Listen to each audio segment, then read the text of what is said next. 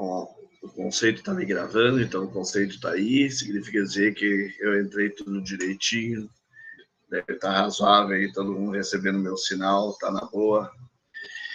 Então tá, espero que vocês tenham passado uns bons dias de recesso aí, com algum descanso, mas que não tenham se desconectado de todo o sistema, que vocês tenham tido um bom Natal, uma boa virada de ano. E, na verdade, para nós que estamos aí sempre envolvidos com o Enem, vestibulares, nosso ano só termina mesmo quando passam as provas, né? Mas, enfim, estão aí com essa esperança, com essa expectativa de provas aí. Acho que todos vocês já sabem o colégio que vocês vão ir, né?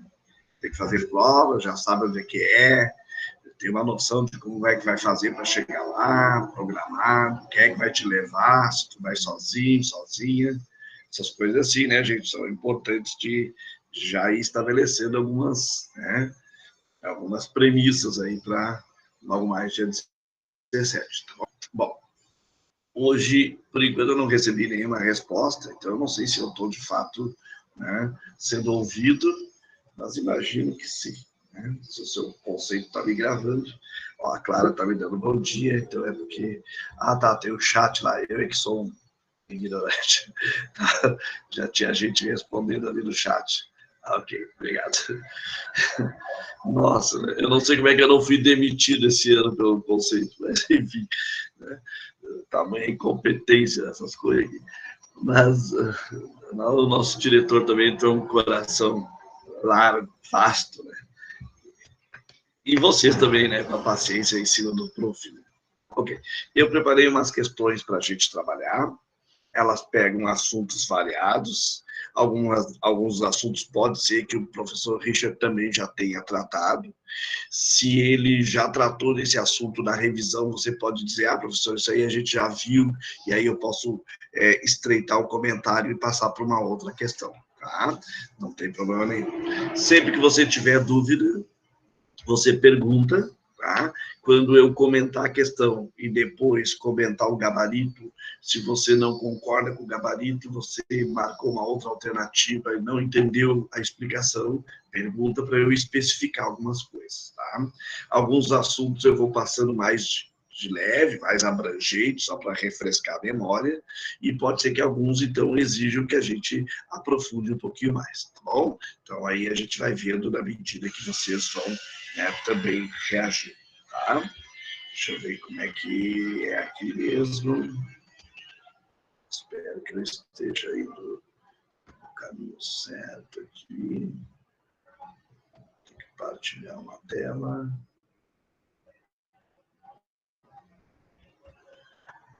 E aqui. Eu espero que vocês estejam vendo uma tela e nela está escrito, tem uma questão de Enem para a gente trabalhar.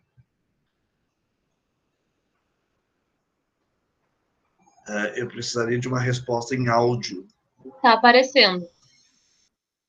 Ah, ok, muito obrigado. Então tá, ó, essa questão aí, vocês, né, deem uma olhada nela aí.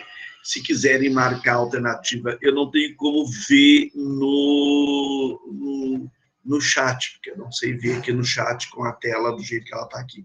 Mas eu vou dar um tempinho para vocês fazerem e logo em seguida eu começo o comentário, tá?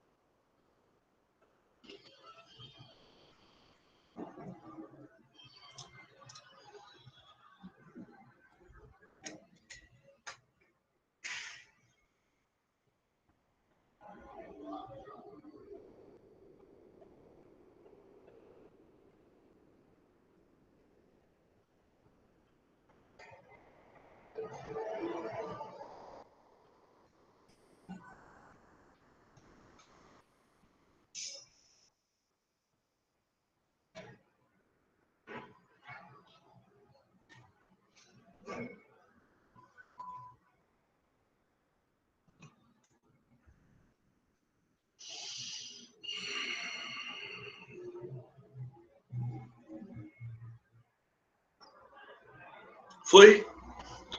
Tem a impressão que já deu, né? Vamos lá. Essa questão aqui está tratando sobre migrações, embora bem da verdade, né? Essa questão aqui é mais uma interpretação de texto do que efetivamente uma questão de geografia, tá? Mas estava lá na prova do Enem, então, em algum momento lá, que foi em 2014, e aí, então, dali foi extraída a questão. Bom, minha vida é andar por esse país para ver se um dia descanso feliz, guardando as recordações das terras onde passei, andando pelos sertões e dos amigos que lá deixei. Né? Então, aqui uma música do Luiz Gonzaga, né? Em cima dessa letra aqui. Então, vejam que nesse caso aqui, eu quero chamar a atenção também de vocês para alguns detalhes técnicos das questões. Tá? Existem coisas que vocês já sabem, mas é bom ir lembrando. Existem questões que dependem única e exclusivamente do texto, da figura, do mapa que estiver sendo mostrado. E existem questões que a gente precisa do texto, do suporte do que está mostrado, evidenciado, mas também dos nossos conhecimentos sobre o assunto. Tá? Nesse caso aqui, foi uma questão basicamente de interpretar. Né? Então, nós estamos vendo um cara que é migrante, que está andando pelo país, quer dizer, que já migrou por diferentes lugares do país, né? E foi, ao longo, claro, adquirindo conhecimento, experiência, foi, né, ganhando, né, vivência com as coisas que estavam, né, pela sua frente, e foi guardando muitas dessas como recordações. Né? Terras por onde ele passou, os setores aqui no seu sentido mais amplo, né? As diferentes partes, né? Por onde ele andou, e dos amigos que ele foi deixando ao longo do caminho, amigos que foram sendo, né? Ele foi ganhando alguns amigos, deixando alguns outros e foi andando na sua vida. Então, a letra dessa canção reflete elementos identitários que representam letra C, né? A experiência de deslocamento vivenciada pelo migrante. Tá? Letra C. Tá bom, mas o que nós precisamos lembrar ainda nesse assunto migrações, né? Para a gente dar aquela refrescada no assunto. Lembra que migrações envolve área de atração e repulsão, envolve migração interna e externa, envolve imigração e emigração, e envolve espontânea e forçada. Tá? Então, migração envolve essas características aí, né? Esses tópicos aí. Então, para a gente lembrar, área de atração, área de repulsão. Lembrem que área de atração e repulsão são dinâmicas da história, né? Dependendo da época, nós temos uma área que seja mais atrativa do que outra. As pessoas sempre procuram migrar, né? Então, migração é o deslocamento da população. As pessoas procuram migrar para um lugar onde as oportunidades, as condições de vida, elas julgam serem melhores. Tá? Ou, pelo menos, menos ruins. Essa é a ideia do processo de migração. Então, repulsão é uma área onde a coisa está ruim. Atração é uma área onde as coisas estão melhores. Tá? Lembrem também de que o local, o lugar que está é uma atração, não necessariamente recebe as pessoas de braços abertos. Às vezes existem políticas, né, anti-migração. E às vezes existem manifestações sociais anti-migração. Né? Então, vale lembrar da palavra xenofobia. Né? Quer dizer, aquele povo que resiste, que tem medo, que tem preconceito em relação à chegada de gente de fora. Tá? Então, migração como área de atração, área de repulsão. Migrações podem ser internas e externas. Quando o cara migra de um país para outro, externa. Quando o cara migra dentro do mesmo país, interna. Migração interna, lembra? Pendular, transumância, êxodo rural, cidade. Tá? Então, não esquece de dar uma olhadinha nisso daí, nesses 4 tópicos aí da migração interna, pelo menos esses 4, porque isso aí é assunto forte de prova, é usual nas provas. Tá? Saber o que é o pendular, transumância, êxodo rural, etc. Tá? Migração envolve entrada e saída de pessoas, portanto, imigração e emigração. I é a entrada, E é a saída de pessoas de um lugar. Claro que para uma cidade, para um estado, para um país, a entrada e a saída vão indicar o quê? Um saldo. Né? Então, nós vamos chamar de saldo migratório. O resultado ou a diferença entre aqueles que entraram no país e aqueles que saíram do país ou do lugar. Saldo migratório. O saldo migratório vai contribuir com a população de um lugar, né? Com o contexto geral da população de um lugar. Então, imigração e migração. O Brasil é um país mais de saída, mais de entrada de pessoas. Né? Quando nós brasileiros saímos, para onde que a gente vai? A gente tenta ir para um lugar melhor. Então, a saída de brasileiros é, em grande medida, procurando países desenvolvidos. Quem é que entra no Brasil? Bom, quem entra no Brasil, em grande medida, são os nossos vizinhos. Né? E alguns africanos. Né? E alguns africanos. Então, gente que está numa situação um tanto pior do que a nossa. As coisas estão ruizinhas para nós, mas tem lugares que as coisas estão piores ainda. Então, os caras estão vindo, alguns ainda vêm para cá. Recentemente, nos últimos anos, a gente viu levas de haitianos, agora mais recente, venezuelanos, né, peruanos, bolivianos, paraguaios, vindo para o Brasil. Então, os nossos vizinhos, gente aí da volta, e o Haiti da América Central. Tá? Bom, migrações podem ser forçadas, podem ser espontâneas. Espontânea é um ato de vontade. A pessoa quer sair, quer ir embora. Vou buscar um melhor lugar do mundo para viver. Eu vou fazer turismo, vou fazer um intercâmbio. Isso é um ato de vontade, isso é espontâneo. Agora, a migração forçada é quando a pessoa não necessariamente ela quer ir, mas ela está numa situação tal que não tem mais como ela ficar, ela tem que ir embora, ela tem que dar um jeito na vida. Tá? O êxodo rural é um exemplo de migração forçada. A escravidão foi um jeito de migração forçada. Hoje nós acentuaríamos ainda os refugiados. Né? Grupos de pessoas que estão ameaçadas no seu país e têm que ir embora. Vale lembrar os refugiados da Síria, do Iraque, do Afeganistão, 3 países do Oriente Médio, onde a situação é mais delicada hoje no mundo. E também os países da África, né? Sobretudo os países da África subsaariana.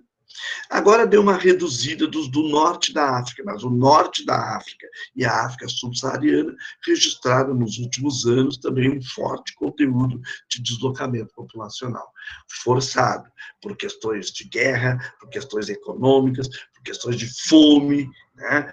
Por questões de trabalho. Então as pessoas se viram obrigados, os africanos se vendo obrigados a ir embora dos seus países.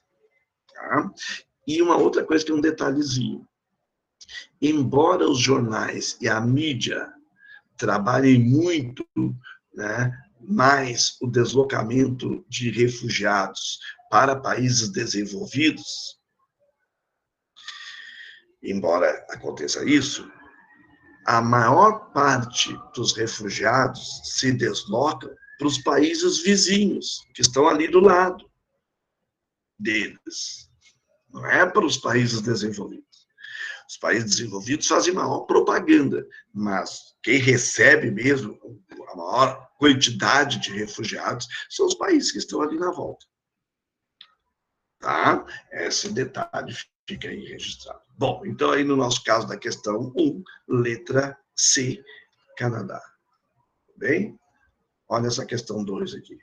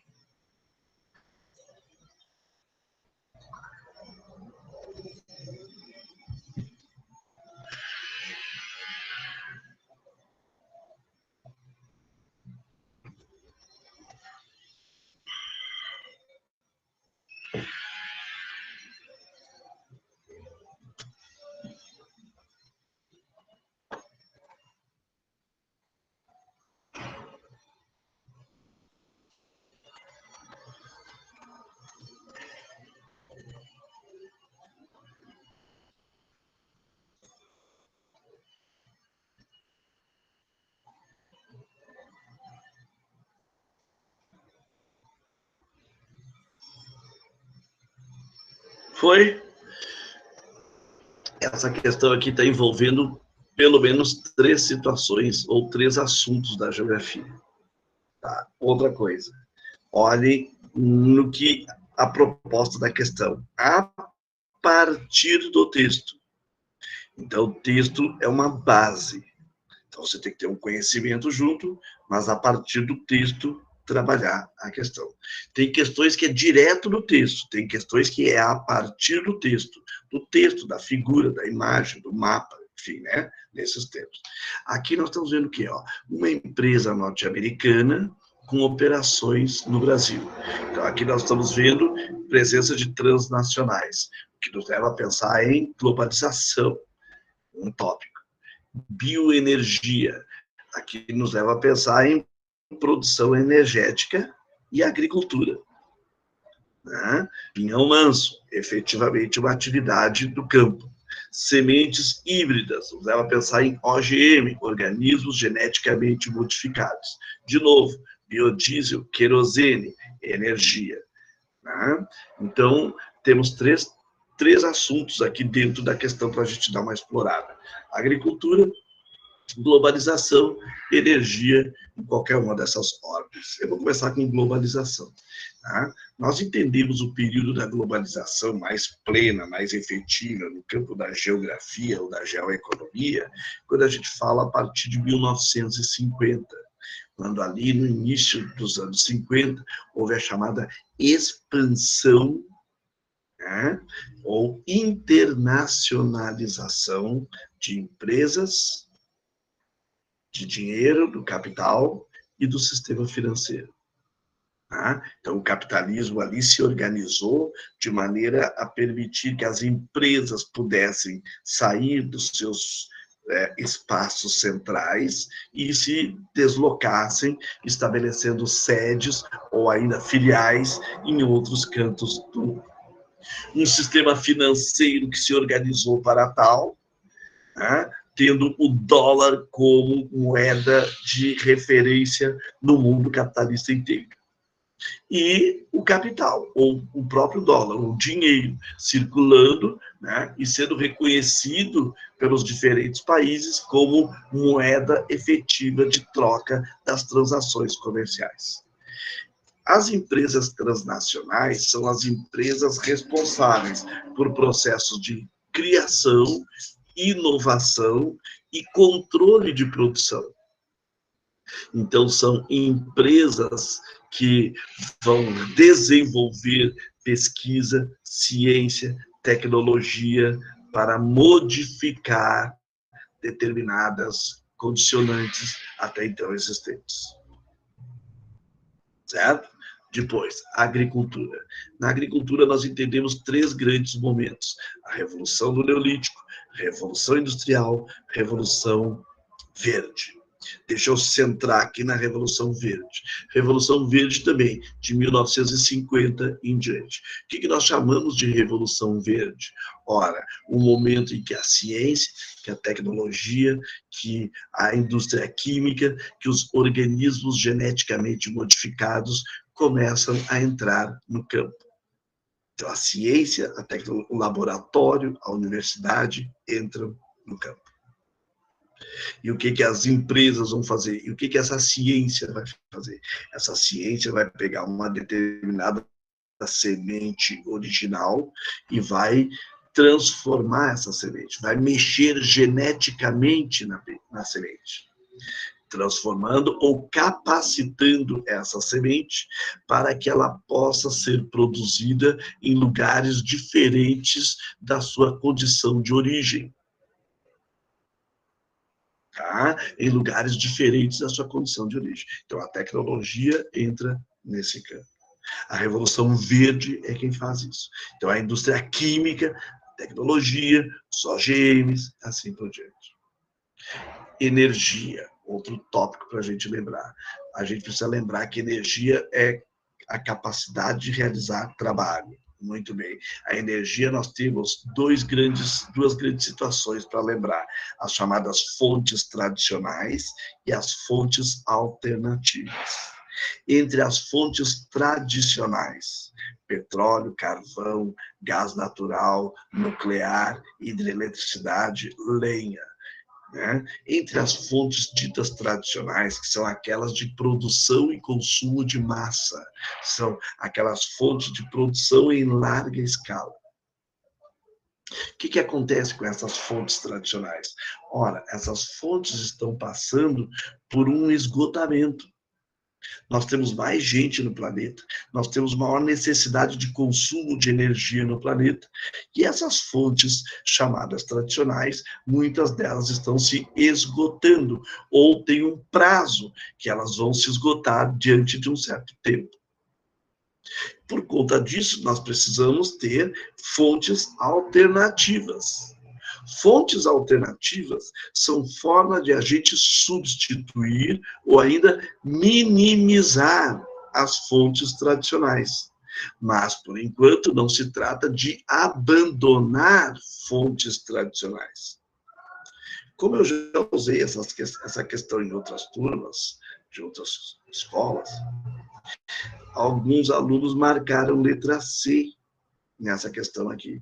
E aí, então, eu tenho que dizer aqui, por isso que eu estou até já frisando para vocês, ó, não é para abandonar a energia do petróleo, é para minimizar. Nós não temos condições ainda de abandonar o petróleo, dizer assim, olha, petróleo, nós não precisamos mais de ti, o que existe de petróleo fica aí paradinho, que nós nunca mais vamos usar. Isso é o abandono. Não dá para a gente fazer isso ainda.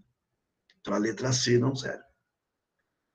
Tá? Letra C não serve. Então, fontes de energia são fontes tradicionais e fontes alternativas. As tradicionais, algumas delas estão encontrando ou encontrarão esgotamento.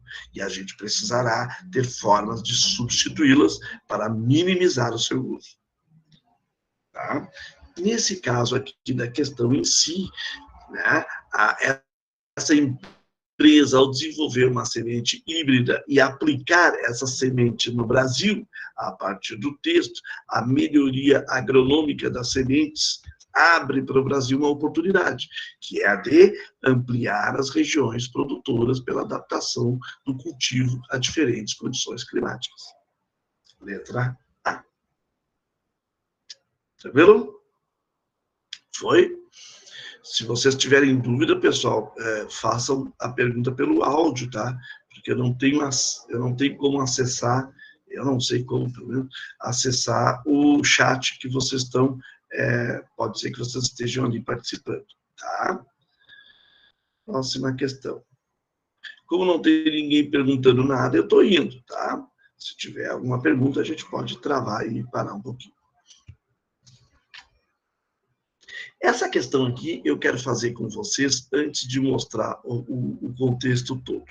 Até porque eu tenho uns tópicos aqui para a gente lembrar.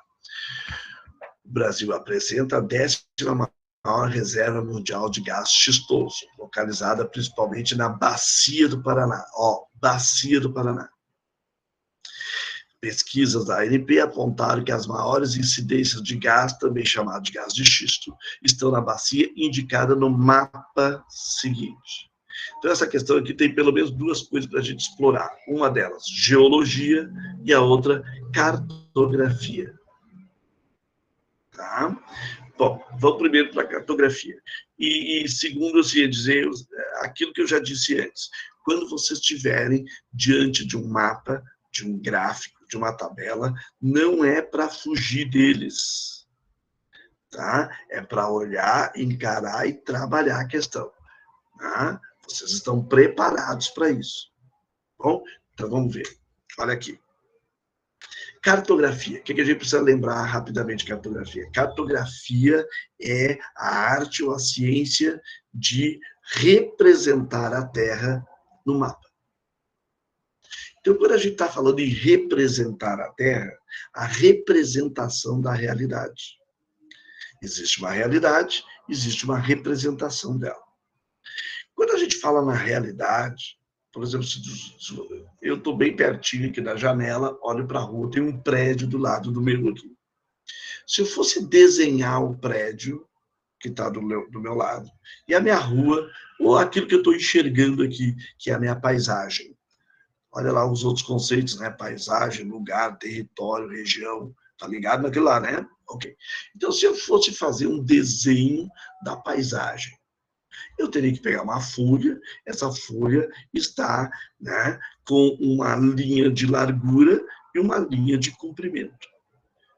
Tá? Então, a minha folha, ela tem duas dimensões. Eu tenho que fazer um desenho num campo de duas dimensões. Mas quando eu olho para a realidade, a minha realidade tem pelo menos 3 dimensões.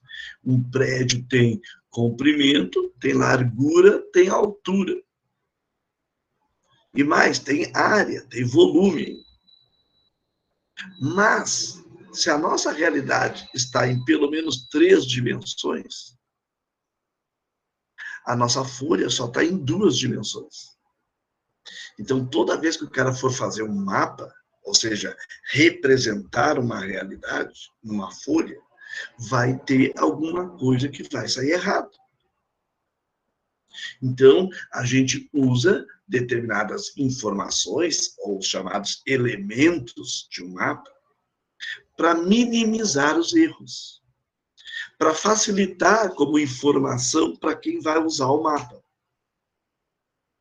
Então, quando o mapa é técnico, como é esse aqui que nós vamos ver agora, esse mapa tem que ter, pelo menos, alguns elementos informativos. Título, orientação, coordenada, legenda, fonte, escala.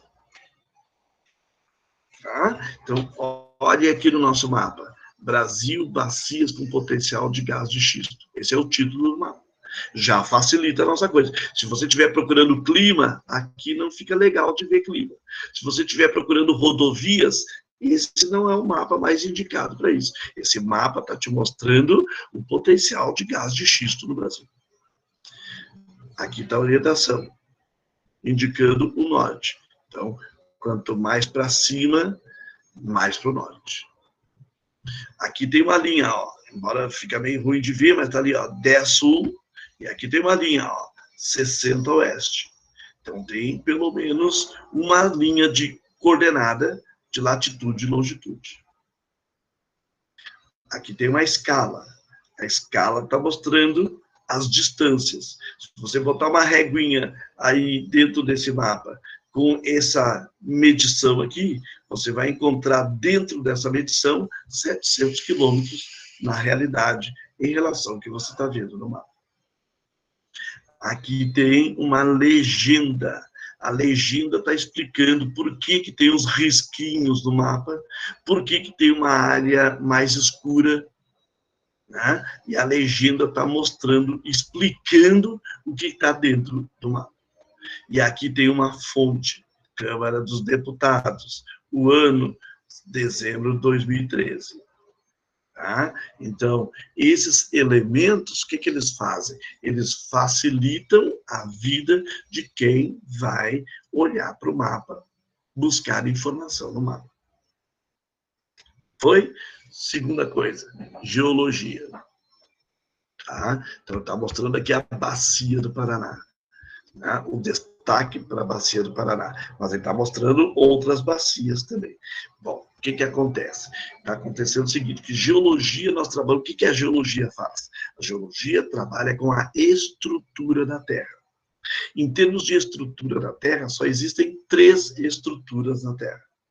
Escudos cristalinos, bacias sedimentares, dobramentos modernos. Qualquer lugar do mundo que vocês viajarem, e quando o pé de vocês estiver tocando no chão, na terra, essa terra será um escuro cristalino, ou será uma bacia sedimentar, ou será um dobramento moderno. Em termos de Brasil, das 3 estruturas geológicas existentes, uma delas a gente não tem no Brasil. O que a gente não tem no Brasil? A gente não tem dobramento moderno. Tá? A gente não tem dobramento moderno. Tá bom. Bem, sendo assim, o que é escudo cristalino e o que é bacia sedimentar? Bem, resumidamente, escudo cristalino são os nossos terrenos mais antigos existentes na face da Terra. Tá? Escudo cristalino diz respeito a um tempo geológico de formação da crosta, onde lá no pré-cambriano a consolidação da estrutura de superfície se deu, com predomínio de material magmático. Então, os escudos cristalinos são terrenos antigos, também chamados de crátons, né? Os escudos ou crátons. Né? E esses escudos, ou ainda de maciços antigos, né? Então, os escudos cristalinos são terrenos antigos pré-cambrianos, onde predominam rochas magmáticas e metamórficas. Se vocês pegarem uma pedra magmática, uma rocha magmática, e vocês quebrarem a rocha, dentro dela é possível existir minérios metálicos. Então, estruturas cristalinas dão origem a minerais metálicos, tipo ferro, manganês, alumínio, ouro, prata, nióbio, assim por diante. Bacias sedimentares. Bacias sedimentares são terrenos formados por deposição de material e compactação desse material. Bacias sedimentares se formaram em tempos geológicos diferentes. Tem bacias sedimentares que se formaram no Páleo, no Meso, no Cenozoico. Bacias sedimentares dão origem a rochas sedimentares. Rochas sedimentares tem material, pode conter material não metálico dentro delas, minerais não metálicos, tipo petróleo, carvão, gás, xisto. Gás de xisto. Tá? Então, esse é um aspecto. Dobramentos modernos. Dobramentos modernos que não tem no Brasil. Os dobramentos modernos, eles dizem respeito à formação de cadeias de montanhas. Nós, no Brasil, não temos cadeias de montanhas, nós não temos cordilheiras. Tá? Nós não temos cordilheiras. Então, no caso dos dobramentos modernos, eles são processos cenozoico-terciários. Tá? Cenozoicos terciários. No Brasil, nós não temos esse tipo de terreno. Nós só temos escudos e bacias. Tá? Posto isso, olhando no mapa, a gente vê o seguinte, ó, essa área mais escura, estrutura geológica das bacias e coberturas sedimentares. Então, estruturas sedimentares. As áreas onde tem os risquinhos diagonais, bacia com potencial de xisto. Então, tem potencial de xisto, olha aqui, olha aqui, olha aqui. Aqui em cima da bacia do Paraná. Agora vem a questão.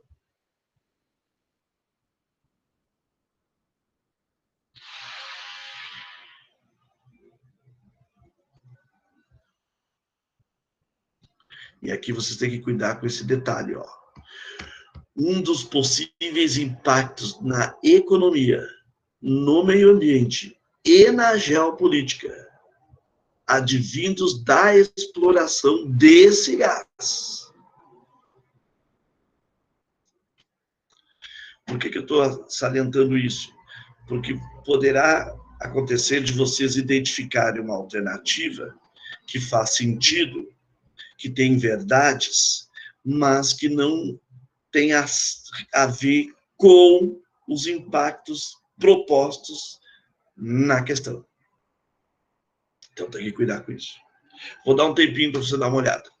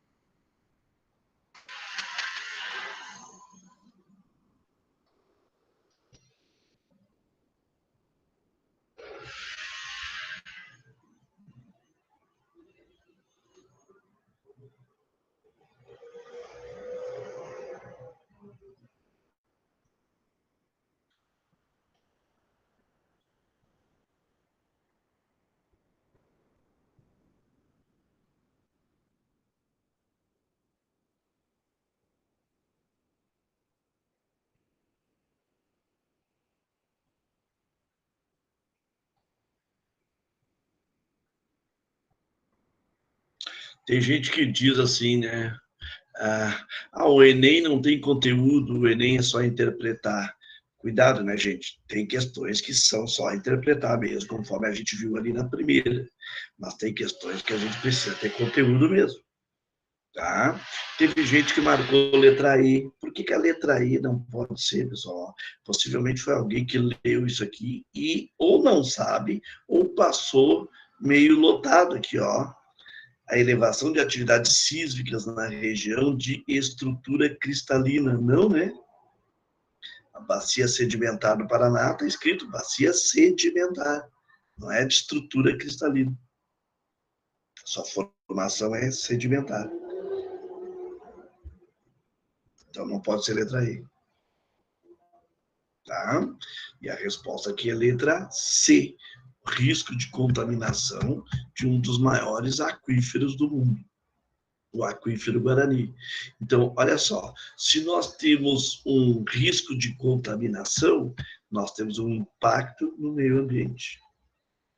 Se esse risco de contaminação está num território que tem fronteiras e pega os vizinhos do Brasil, isso pode gerar um problema geopolítico. E esse tipo de ação, né, de atividade econômica, ela bate exatamente numa porção que é a Bacia do Paraná, que é o centro-sul do Brasil, a região mais forte do ponto de vista econômico do Brasil. Letra C. Vamos lembrar aqui do aquífero Guarani. Tá? Lembra que o aquífero Guarani ele é o segundo maior depositório de água subterrânea no planeta, conhecido até agora. Tá? Esse depositório de água subterrânea ele está a 70% no Brasil e 30% na Argentina, no Paraguai e no Uruguai somados. Tá? Então, essa é a composição. Bom, se a gente contaminar o aquífero e ele de fato está contaminado, obviamente que o aquífero lá embaixo, do subterrâneo, ele não tem uma divisão lá, ó, o aquífero aqui é brasileiro, o aquífero aqui é argentino, o aquífero aqui é uruguaio. Lá embaixo, essa água toda está se poluindo no contexto geral. Então, esse risco de contaminação, ele acaba envolvendo os países vizinhos. Né? Outra coisa que aparece ali, os riscos de sismos, né? Teve gente que me perguntou isso. Ora, toda atividade extrativa que nós estamos retirando da terra algum tipo de produto, a terra precisa se reacomodar. E essa reacomodação pode gerar, né, sismos, abalos sísmicos, terremoto, principalmente. Tá? Então, esse risco de sismos existe, de a Terra dar uma tremida, de a Terra dar uma sacudida, porque ela está se reestruturando, se recompondo a partir de uma retirada de material de dentro dela. Letra C. Tranquilo?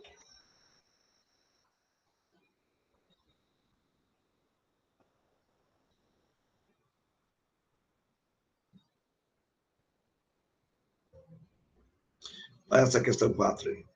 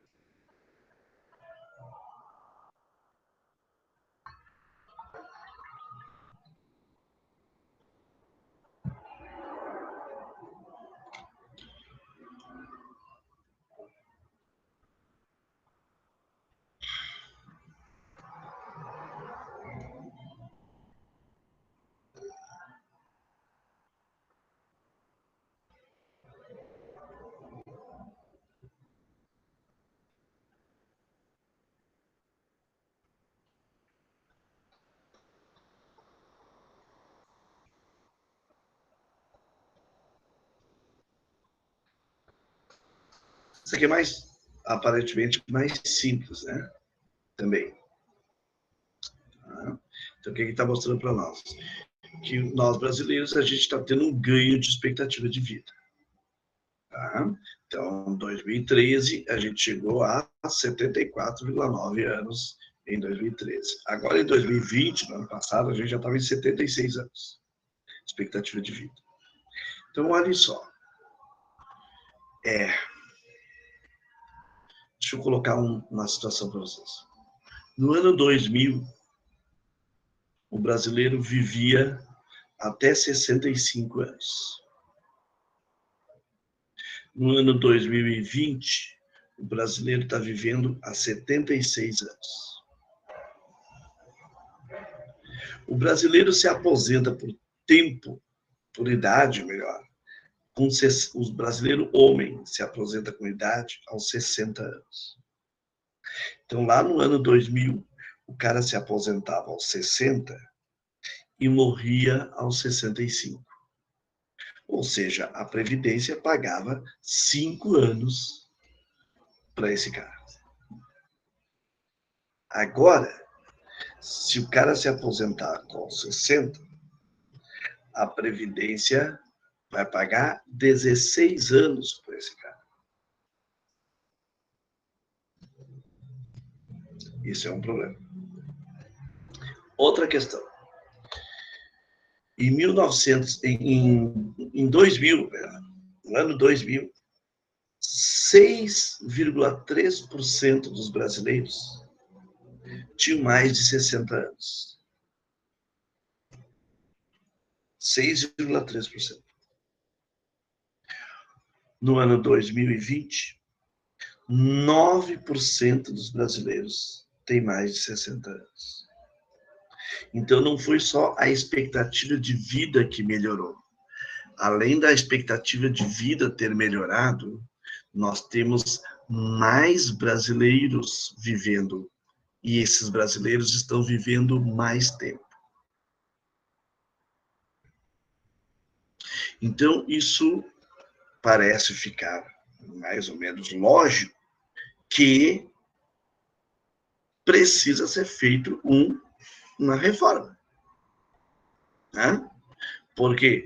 Porque o setor público vai ter um gasto bastante forte se ele continuar nesses termos. Então, isso aí nos leva, né, à ampliação da expectativa de vida da população. Demonstra uma evolução demográfica que poderá impactar no aumento de gastos no setor de saúde pública e em uma possível reforma previdenciária. E a reforma previdenciária vai ser para quê? Para reduzir os custos ou déficit do setor de saúde pública, dado o aumento significativo de aposentados. Letra D, Dinamarca. Foi?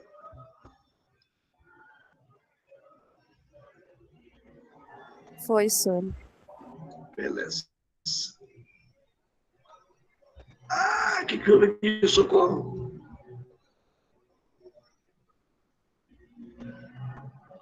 Bom, eu ia pular mesmo, mas eu não estava pensando em pular nesses termos que ele propôs aqui. Eu teria que pular porque eu não tenho tempo para trabalhar todas as questões, então eu selecionaria de igual forma. Mas esse pulo que ele deu ali foi de um jeito que eu não sabia.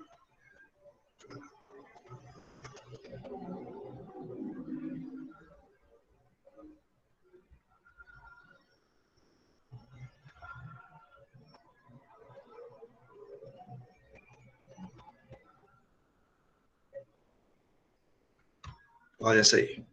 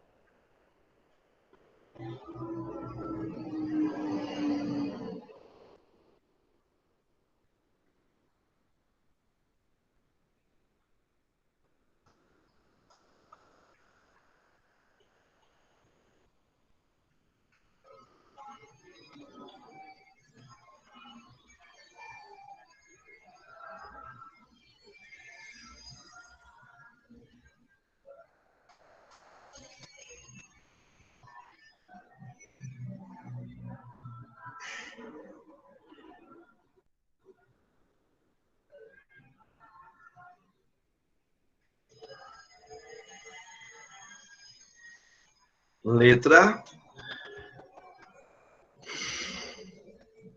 Então, o que nós estamos vendo nessa questão, né? Nós estamos vendo o seguinte. Veja que eles te deram um texto, mas tu precisa ter um conteúdo por trás para trabalhar e entender esse texto aí. Tá? Então, o que esse texto aqui está mostrando para nós? Houve um momento, né, da história europeia que lá se chamou de cortina de ferro, que houve uma situação chamada de cortina de ferro. Então, o que foi isso? Bom, a gente lembra que entre 1945 e 1989, o mundo ficou dividido em dois grandes polos, que a gente chama, então, esse período de ordem bipolar. Dentro dessa ordem bipolar, Estados Unidos e União Soviética rivalizaram, né, em todos os aspectos possíveis de a gente entender uma rivalidade. Política, econômica, social, ideológica, cultural, etc. Tudo. Né? Então, de um lado nós temos o capitalismo, de outro lado nós temos o socialismo. E a maior parte dos países pelo mundão afora, né, acabou se vinculando ou a um ou a outro modelo ideológico. No caso do país Alemanha, houve uma divisão da Alemanha em Alemanha Oriental e Alemanha Ocidental. Né? A Alemanha Ocidental capitalista, a Alemanha Oriental socialista. Né?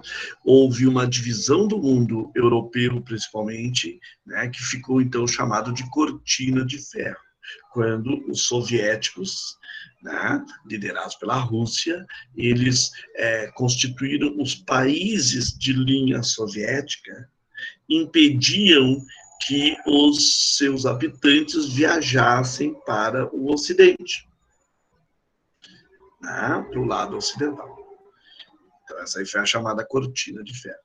Do ponto de vista mais amplo, desenvolveu-se a chamada Guerra Fria, né? Que foi o quê? O conflito indireto entre Estados Unidos e União Soviética, né? No campo bélico, militar, tecnológico, né? Que a gente vai falar, então, vai lembrar da corrida armamentista, da conquista espacial, e do desenvolvimento nuclear, pelo menos nesses 3 pontos bem marcantes. Na Alemanha, na cidade de Berlim, foi construído um muro, né, chamado Muro de Berlim, para representar a área de influência dos capitalistas, né, Berlim Ocidental e Berlim Oriental, do lado socialista soviético. Tá? Bom, em 1989, um pouquinho antes da queda do muro, que foi em outubro, queda do Muro de Berlim, houve, né, aquele piquenique ali pan-europeu, né, já mais ou menos orientado para dar uma certa ideia de fuga mesmo, né, mas houve ali, né, um piquenique em que pessoas conseguiram furar um bloqueio e fugir para o lado ocidental. Tá? Então, essa foi a comemoração que a Merkel e o Orbán foram, né, depois, então, fazer a alusão na questão. Então, essa comemoração que está citada ali no texto faz referência aqui ao fim da divisão, né, ideológica, física, entre a Europa Ocidental e o leste europeu durante a Guerra Fria. Letra E, Equador. Foi? Tá. Uma última questãozinha.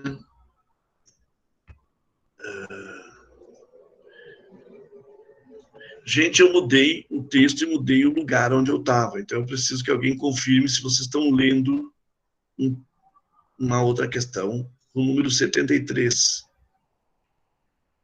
Sim, está aparecendo. Tá, ok. Então, por favor, dê uma olhada nela.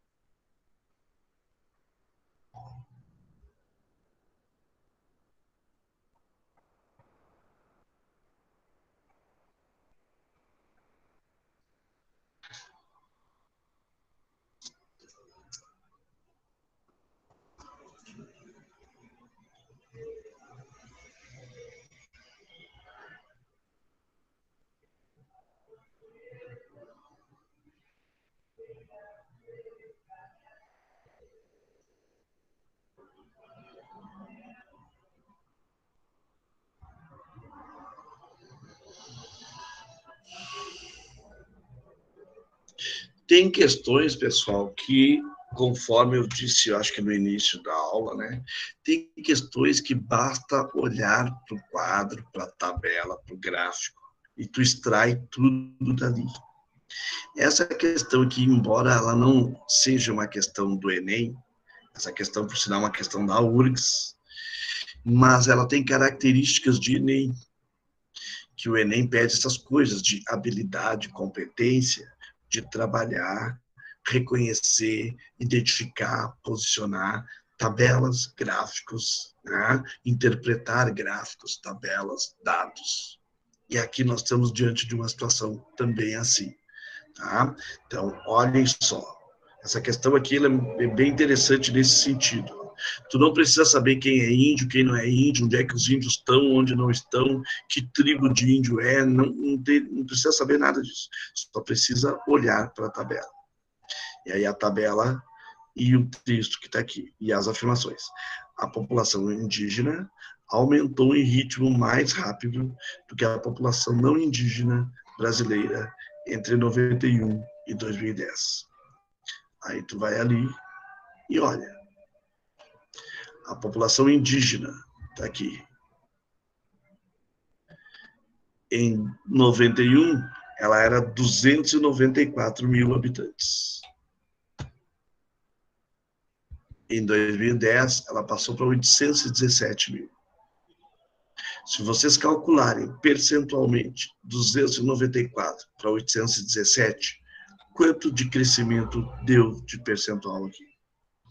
E a não indígena subiu de 146 milhões, arredondando, para 190 milhões, arredondando. Subiu de 146 milhões para 190 milhões. Percentualmente, quanto que dá isso? Então, tu vai ver que a afirmação 1 é verdadeira. A indígena aumentou num ritmo mais rápido, dentro do mesmo período, do que a não indígena. Foi? Muito bem. Afirmação 2. A população indígena no espaço urbano. A população indígena no espaço urbano é essa daqui.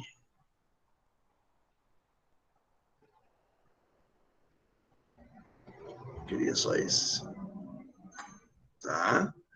Então, aí está dizendo para nós assim, a população indígena no espaço urbano diminuiu entre 2000 e 2010. Em 2000, essa população indígena era de 383 mil, e em 2010 ela passou para 315 mil.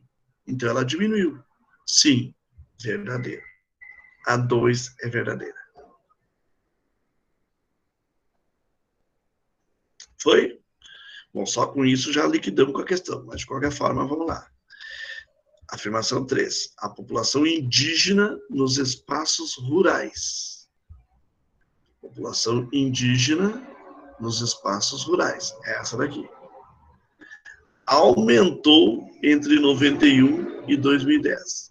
Em 91 eram 223 mil, em 2010 eram 512 mil. 502 mil. Aumentou? Sim, aumentou. A 3 também está certo. Então, 1, 2 e 3 corretas. Letra E. Vocês vejam, novamente, que a gente só precisava olhar para a tabela e conferir na tabela o que as afirmações estavam dizendo. Sim? Tá? Então, situações dessa natureza é como nós vamos enfrentar lá na hora da prova, né? Logo mais. Gente, eu não sei voltar. O que eu fiz? Ah, tá. Parar a apresentação. Podia voltar para a tela onde talvez... Mas por que eu tô... O que é isso aqui? O que é isso aqui? Fixação. Tá, acho que vocês estão me ouvindo. Eu estou me despedindo, terminando aqui a minha aula de hoje. Tá? Na semana que vem, a gente volta para a revisão final, com tudo final, etc. Vale lembrar que nós temos lá o nosso grupo do WhatsApp, né? Onde vocês podem colocar as dúvidas que vocês têm e não precisa esperar uma semana de aula para tirar dúvida. Tá? Então, joga com a gente lá dentro do WhatsApp também e nós vamos trabalhando contigo e tirando outras dúvidas nesses dias de agora. Tá bom? Tchau para todo mundo. Até breve. Bom fim de semana aí para vocês. Tá? Obrigado. Muito obrigado.